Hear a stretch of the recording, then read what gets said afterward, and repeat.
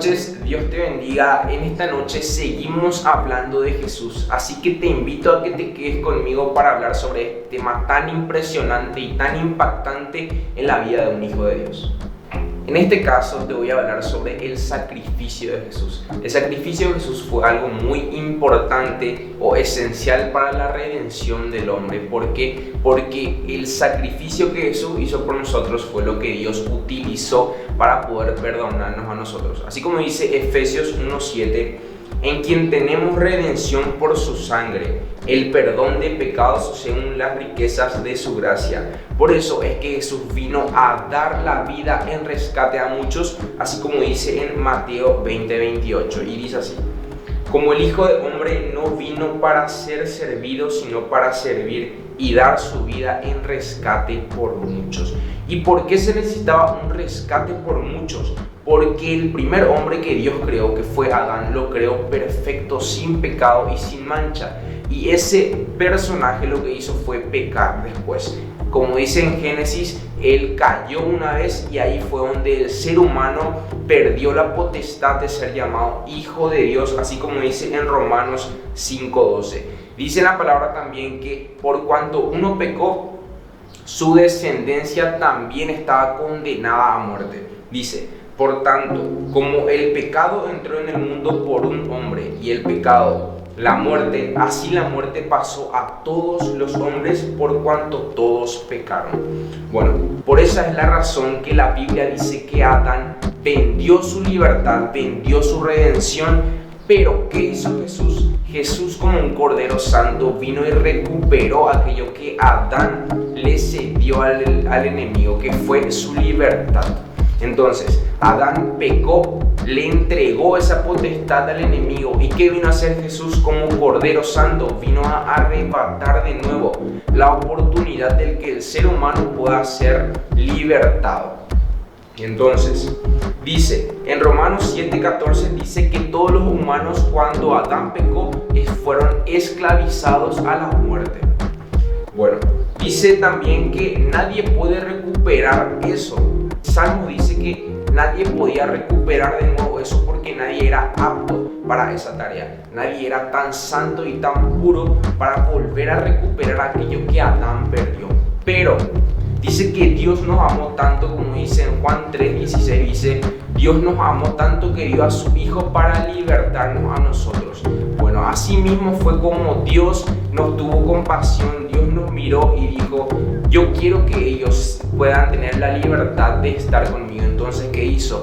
Lo que hizo Él fue enviarle a su Hijo santo, puro y sin mancha para que muera por nosotros. ¿Por qué? Porque Dios es amor, ciertamente, pero Dios también es justicia, y Él no puede pasar por alto esa justicia. Él no puede pasar por alto el pecado por amor a nosotros. Entonces, ¿qué hizo? Le envió a Jesús para que Él muera en rescate por nosotros.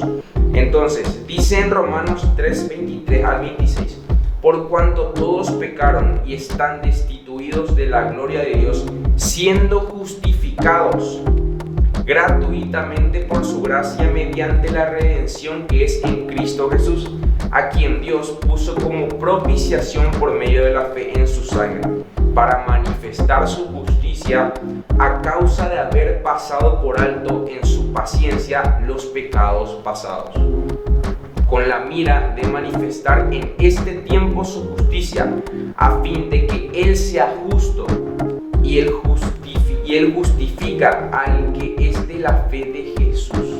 Entonces, Dios nos amó tanto que le entregó a su Hijo unigénito para que todo aquel que en Él crea no se pierda, más bien tenga vida eterna. Entonces, así como que el sacrificio de Jesús sirvió, el sacrificio que Jesús hizo sirvió para que Dios pueda perdonarnos en su justicia, y Jesús vino al mundo por amor. Así como Dios, al igual que es amor, es justicia.